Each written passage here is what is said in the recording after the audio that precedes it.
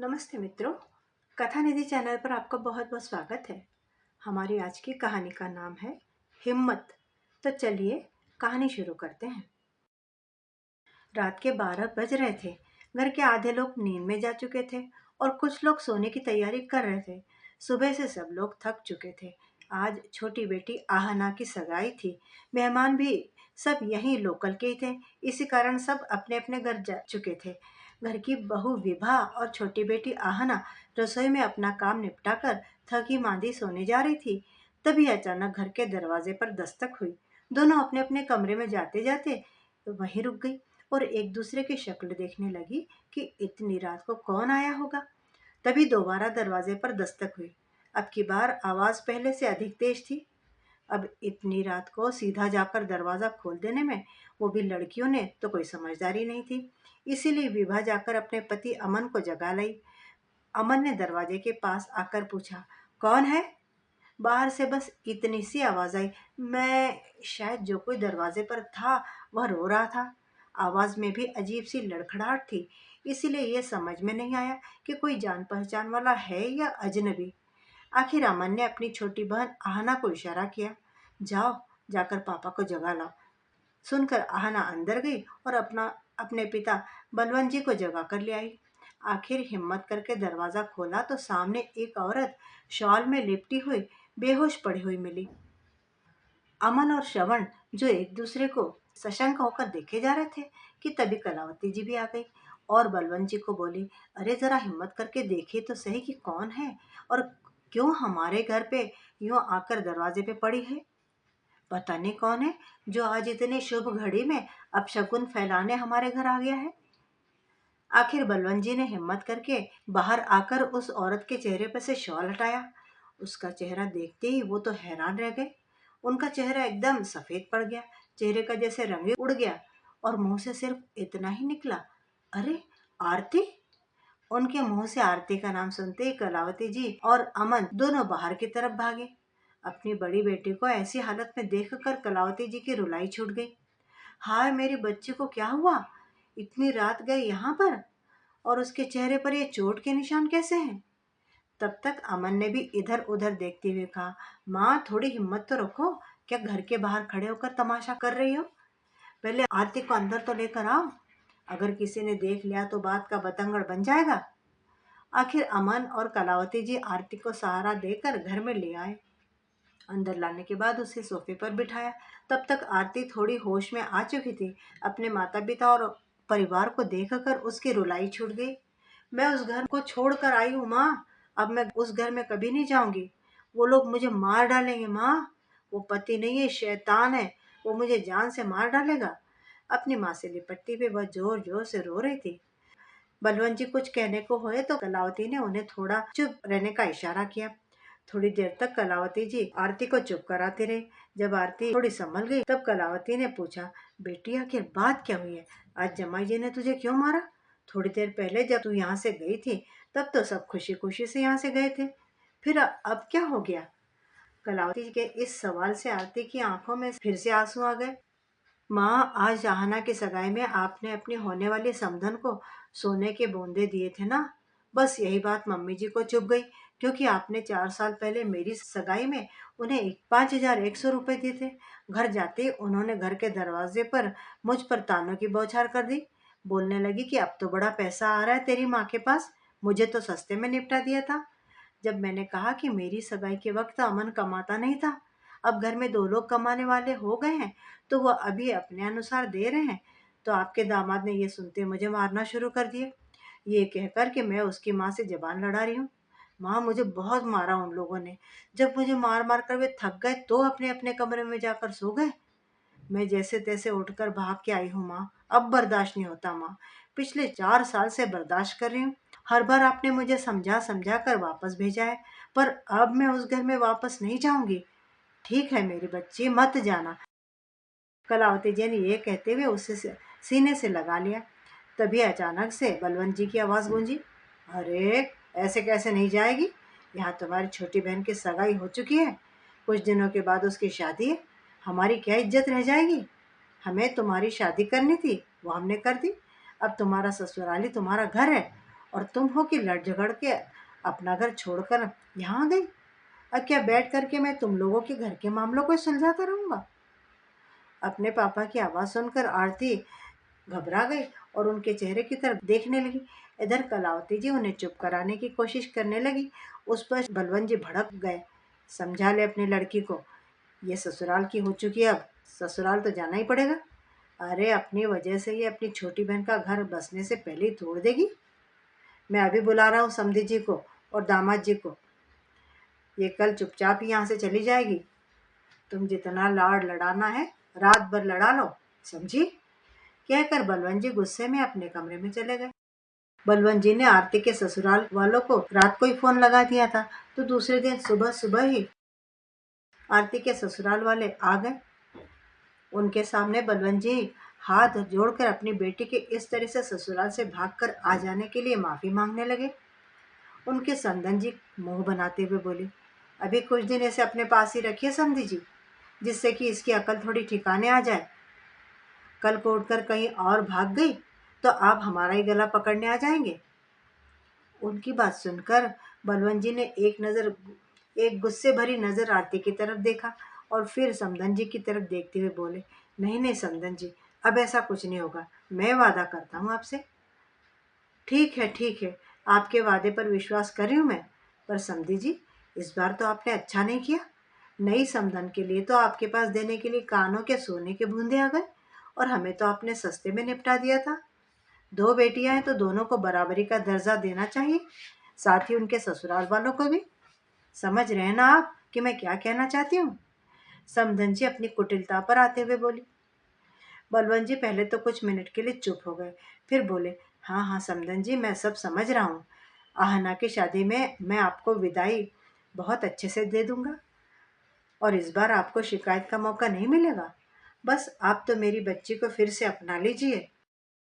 समधन जी ने अपने बेटे की तरफ देखा और बड़ी कुटिलता से मुस्कुराते हुए इशारा किया तो कपिल भी बोला, पापा जी आपने मेरी मम्मी को तो खुश कर दिया, पर मेरा क्या? सुना है इस बार आप अपने नए जवाई को बाइक देने वाले हैं। मुझे तो एक स्कूटर तक नहीं दिया आपने। कपिल की बात सुनकर कलावती और अमन के माथे पर पसीना आने लगा कि कहीं बलवंत जी बाइक के लिए हाँ न कर दे। एक तो शादी का खर्चा, ऊपर से ये सब।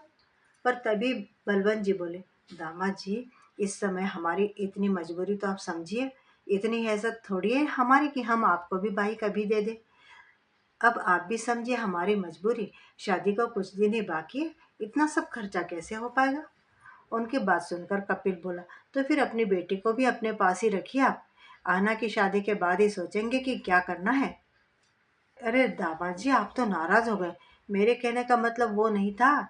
देखिए अभी आहना की शादी हो जाने दीजिए, जब हमारा हाथ थोड़ा खुल जाएगा तो फिर देख लेंगे। आप तो मेरे बड़े दामाद हैं, मेरी मजबूरी तो समझिए। बलवंत जी ने हाथ जोड़ते हुए कहा। आरती अपनी नम आंखों से ये सब देखे जा रही थी। वो अपने स्वाभिमान को तार तार होते देख रही थी।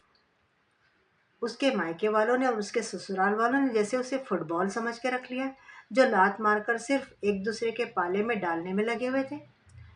आखिर में समधन जी बोली, देखिए समधन जी, जब तक आहना की शादी नहीं हो जाती आप आरती को यहीं रख लीजिए। आहना की शादी के बाद देखेंगे कि क्या करना है इसका। और रही बात लोक लाज की, तो कह दीजिए कि आहना की शादी की तैयारी करवाने के लिए ये यहाँ आई हुई है। आपकी बात भी रह जाएगी और हमारी भी। बस अब हम चलते हैं। कहते हुए समधन जी ने हाथ जोड़ दिए और खड़ी हो गई। आखिर में बलवंत जी इतना ही कह पाए, समधन जी आप लोग शादी में जरूर आइएगा, मैं वादा करता हूँ इस बार आप लोग खुश होकर ही जाएंगे। उनकी इस बात पर किसी भी तरह की प्रतिक्रिया दिए बिना ही आरती के ससुराल वाले रवाना हो गए। उनके जाते ही बलवंत जी ने खा जाने वाली नजरों से आरती की तरफ देखा और चिल्लाए, यही संस्कार दिए थे तुझे हमने? अपने ससुराल से रातों रात भाग कर यहाँ आ गई। हमारी इज्जत की जरा सी भी परवाह नहीं की तूने। देखा, तेरे कारण मुझे इन लोगों के हाथ पैर जोड़ने पड़ रहे हैं। पता नहीं विदाई के नाम पर क्या क्या मांग कर ले जाएंगे भूखे लोग। अरे कम से कम हमारे बारे में नहीं तो अपनी छोटी बहन के बारे में तो सोच लिया होता तूने। अरे आप शांत हो जाइए, अब क्या इसके पीछे ही पड़ गए? कलावती ने कहा तो बलवंत जी उनके ऊपर भी चिल्ला पड़े। ये सब तुम्हारे लाड प्यार का नतीजा है कलावती। खैर आस पड़ोस में सबको कह दिया गया कि आरती अपनी बहन आहना की शादी की तैयारियों के लिए आई हुई है और सब इन बातों को छोड़कर आहना की शादी की तैयारी में लग गए। लेकिन एक दिन भी ऐसा नहीं गया जब बलवंत जी ने आरती को ताना ना मारा हो। 20 दिन बाद आहना की शादी का दिन भी आ गया। इसके कुछ दिन पहले ही बलवंत जी उसके ससुराल जाकर हाथ पैर जोड़कर उन लोगों को शादी में आने का निमंत्रण देकर आए। पर इन सब के बीच धीरे धीरे आरती में बदलाव आ रहा था। अब वह अकेले घर से बाहर भी निकलने लगी थी। पहले से ज्यादा मुस्कुराने लगी थी। शादी वाले दिन कपिल और उसकी माँ आहना की शादी अटेंड करने के लिए आ गए। कलावती और बलवंत जी जबरदस्ती आरती को लेकर उनका स्वागत करने के लिए दरवाजे पर आए तो कपिल ने उसे देखकर ताना कसा। यहाँ मायके में रहकर आ गई अकल ठिकाने या अभी भी अकल ठिकाने आना बाकी है? और बड़ी कुटिलता से मुस्कुराते हुए हंस पड़ा। उसके साथ साथ उसकी मम्मी भी हाथ जोड़कर हंस दी। बलवंत और कलावती हाथ जोड़कर एक तरफ हो गए जिससे कि वो दोनों अंदर आ जाए। आरती अपमान का घूंट पीकर रह गई। दोनों अपने आप को किसी वीआईपी से कम नहीं मान रहे थे। हर चीज में कमी निकालना, साथ ही बार बार आरती को नीचे दिखाने से बाज नहीं आ रहे थे। आरती की आंखों में 2-3 बार आंसू भी डबडबाए, पर कलावती उसके सामने ही हाथ जोड़कर खड़ी हो गई। बेटी, तेरी बहन की शादी है, भगवान के लिए यहाँ कोई हंगामा मत होने देना। आखिर जैसे तैसे करके शादी निपट गई। दुल्हन विदा भी हो गई। धीरे धीरे रिश्तेदारों को विदा करने का वक्त आया। दुल्हन के विदा होने के बाद दूसरे दिन सुबह, अब जब अधिकतर रिश्तेदार विदा होकर चले गए और घर के कुछ खास रिश्तेदारी बचे, तब समधन जी अपने बेटे कपिल के साथ बलवंत जी के सामने आकर बैठ गई और अपने हाथों को नचाते हुए बोली, अब समधी जी हमें भी विदा कर दीजिए, हमें भी अपने घर जाना है। बलवंत जी ने प्रश्नवाचक नजरों से कलावती की तरफ देखा तो उनकी नजरों को ताड़ते हुए वो बोली, पूछ लीजिए आपकी बेटी से कि अब ऐसी कोई हरकत तो नहीं करेगी, और अगर करेगी तो उसका क्या निवारण निकले, तभी हम उसे लेकर जाएंगे। हमें भी बार बार हमारे घर में तमाशा करने का शौक नहीं है। समधन जी ने कहा तो उनकी आवाज सुनकर रिश्तेदारों में खुसर फुसर शुरू हो गई। अभी तक किसी को भी आरती के इस तरह का ससुराल से इधर आके मायके में आकर बैठ जाने के बारे में पता नहीं था। आखिर आरती की बुआ ने पूछा, भैया, ये समधन किस बारे में बात कर रही है? बलवंत जी नजरें झुकाए बैठे हुए थे तो समधन जी ने बता दिए, अरे अपने भैया से क्या पूछ रही हैं आप, अपनी भगोड़ी भतीजी से पूछ लीजिए। रातों रात अपने ससुराल से भागकर अकेली यहाँ चली आई थी। भैया, समधन जी ये क्या कह रही है? क्या हुआ आरती के ससुराल में? एक बार बताइए तो सही। बुआ ने पूछा, लेकिन उनकी बात काटते हुए समधन जी ने फिर कहा, देखिए समधी जी, हमें लेट हो रहा है, पहले हमारी विदाई करवा दीजिए। विदाई में बता दीजिए कि क्या दे रहे हैं आप, उसके बाद आपकी बेटी को बुलाकर पूछ लीजिएगा। आखिर थक हार कर बलवंत जी ने आरती को बुलाया। जब वो बाहर निकल कर आई तो हर कोई उसे हैरानी से देख रहा था। उसकी मांग में न सिंदूर था, न गले में मंगलसूत्र, ना ही हाथों में चूड़ियां और ना ही पैरों में बिछियाई थी। सिंपल कॉटन का सूट पहने, हाथों में कुछ कागजात लिए, वो पहले से ज्यादा आत्मविश्वास से भरी नजर आ रही थी। उसे इस तरह से देखकर बलवंत जी गुस्से में आग बबूला हो गए। पर उससे पहले उनकी समधन जोर से चिल्लाते हुए बोली, लो, देख लो अपनी बेटी को। लोग ससुराल वालों को बदनाम करते हैं, पर इसकी हरकतें देखो। सुहागन होते हुए भी किस तरह से घूम रही है। अब ऐसे में पति हाथ न उठाए तो क्या करे? तभी मैं कहूँ कि समधी जी ने हमें अभी तक विदाई देकर विदा क्यों नहीं किया? यही सब दिखाने के लिए रोक रखा था। आरती, क्या हरकत है ये कैसे उठकर चली आई तू? कुछ अपने खानदान की इज्जत का ख्याल है भी या नहीं? बलवंत जी के चिल्लाने पर कलावती जी आरती के पास गई और उसे अंदर की ओर खींचते हुए बोली, चल बेटी, ढंग से तैयार होकर आ। सुहागन है तू, सुहागन की तरह तैयार हो। ये ऐसे कैसे बाहर आ गई तू? सुहागन? मैं सुहागन होने से इनकार करती हूँ माँ। अब मुझे सुहागन कहलाने का कोई शौक नहीं है। कलावती का हाथ छुड़ाते हुए आरती ने कहा, हाय राम, ये क्या कह रही है ये बेशर्म? मेरे बेटे के जीते जी ये इतनी बड़ी बात बोल रही है। समधन जी अपना माथा पीटते हुए चिल्लाकर बोली। उन्हें देखकर आरती भी चिल्लाने लगी, ऐसे पति से तो पति का ना होना अच्छा है, और वैसे भी आज मैं खुद ये रिश्ता तोड़ रही हूँ। आरती ने वो पेपर कपिल के हाथ में थमाते हुए कहा, ये रहे तलाक के पेपर। तुम जैसे इंसान से मुझे छुटकारा चाहिए जो बीवी को बीवी नहीं समझता। आरती, क्या कर रही है तू? पागल तो नहीं हो गई है? कम से कम अपने पिता की इज्जत के बारे में तो सोच। हाँ, पागल हो गई हूँ मैं माँ। शायद पागल तो मुझे बहुत पहले हो जाना चाहिए था। हर बार ये लोग मुझे मारते और आप लोग मुझे समझा बुझा कर वापस भेज देते। क्यों करूँ मैं आपकी इज्जत की परवाह? मार पिटाई थप्पड़ मुझे पड़ते हैं, बेरहमी से मुझे पीटा जाता है, दर्द मुझे होता है। आप लोगों को क्या जाता है? आप अपनी इज्जत का गाना लेकर बैठे रहते हो। किसी को है मेरे दर्द की परवाह? तो मैं क्यों आपकी इज्जत की परवाह करूं? सुनकर कलावती जी नजरें झुकाकर खड़ी हो गई। बलवंत जी भी लगभग चिल्लाते हुए बोले, अगर तूने रिश्ता तोड़ा तो फिर तुझे इस घर में कोई जगह नहीं मिलेगी। मुझे भी आपके घर में रहने का कोई शौक नहीं है पापा।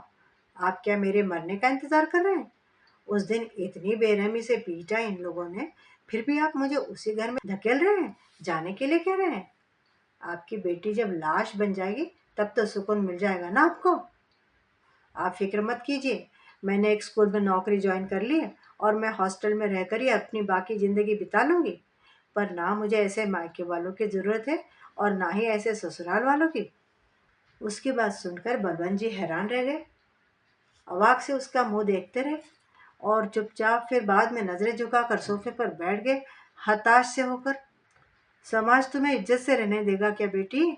और इस स्कूल की छोटी सी नौकरी में पूरा जीवन बिताने की बात कर रही हो? तभी कपिल भी बोल पड़ा, अरे इसे अच्छे से आटे दाल का भाव पता चल जाएगा। आरती ने उसकी तरफ देखकर कहा, माना कि स्कूल की नौकरी छोटी है, तनख्वाह भी कम है, पर स्वाभिमान से तो जी पाऊंगी। और आटे दाल की भाव की बात तो तुम मत ही करो तो अच्छा है, जो छोटी छोटी चीज के लिए मेरे मायके की तरफ मुंह उठाकर चले आते। कम से कम अब मैं अपनी जिंदगी अपने तरीके से जीऊंगी। यूं फुटबॉल की तरह एक पाले से दूसरे पाले में धकेली नहीं जाऊंगी। और इस गलतफहमी में मत रहना कि मैं तुम्हें इतनी आसानी से छोड़ रही हूँ। बदले में तुमसे भरण पोषण के पैसे भी लेकर रहूंगी। अरे एक फुटी कौड़ी ना दो तुझे तो मैं। समझती क्या है अपने आप को? अपने मायके बुलाकर बहुत इज्जत उतारी है हमारी। आरती की सास अभी भी हार मानने को तैयार नहीं थी। आप लोग नहीं देंगे तो कोर्ट से पैसे निकलवाऊंगी, पर अब तो मैं अपनी पर आ चुकी हूँ, सब करके ही दिखाऊंगी। आरती की बात सुनकर उसकी सास और कपिल तमतमाते हुए वहां से निकल गए। आरती भी अपने दोनों हाथ अपने माता पिता के सामने जोड़कर विदा लेकर हॉस्टल में रहने चली गई। कुछ समय के बाद आरती का तलाक भी हो गया। उसने अपने भरण पोषण के लिए कपिल से एक मुश्त राशि भी ले ली। आज आरती हॉस्टल में रहकर स्कूल में नौकरी करते हुए अपने स्वाभिमान के साथ जी रही है। अगर किसी की बेटी ऐसे हालातों का सामना कर रही है तो आप उसका साथ दे, उसे हिम्मत दे, ना कि आरती के पिता की तरह वापस उसे उसी जहन्नुम में लौटने को बार बार मजबूर करे। क्योंकि बेटी की सिर्फ शादी करके विदा कर देना ही एक माँ बाप का फर्ज नहीं होता, बल्कि अगर बेटी किसी मुसीबत में है तो उसकी मुसीबत में उसका संबल बन के खड़े रहना भी तो हमारा फर्ज है। दोस्तों, आपको ये कहानी कैसी लगी? कहानी का नाम है हिम्मत। अपनी राय कमेंट बॉक्स में ज़रूर लिखिएगा और चैनल पे नए हैं तो चैनल को सब्सक्राइब भी ज़रूर कर लीजिएगा।